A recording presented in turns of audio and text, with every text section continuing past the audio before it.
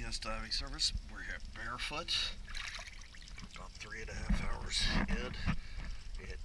I've got the starboard side all cleaned up, with the exception of about a 3x5 area that I can't come back and finish, but I am out of air and it being eaten alive by fire coral. So let's take a look.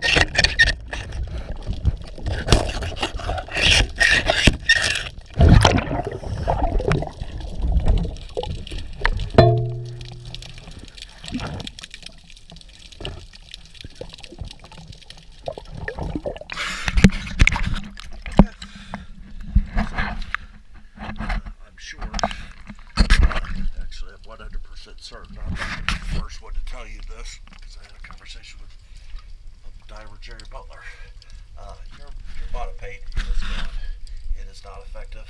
It is going to keep growing back quickly until you have new bottom paint. Unless you can find a rookie diver who just doesn't know any better, it's going to be heavy cleaning, even at just 1 month's time. Alright, thank you for choosing DS Diving.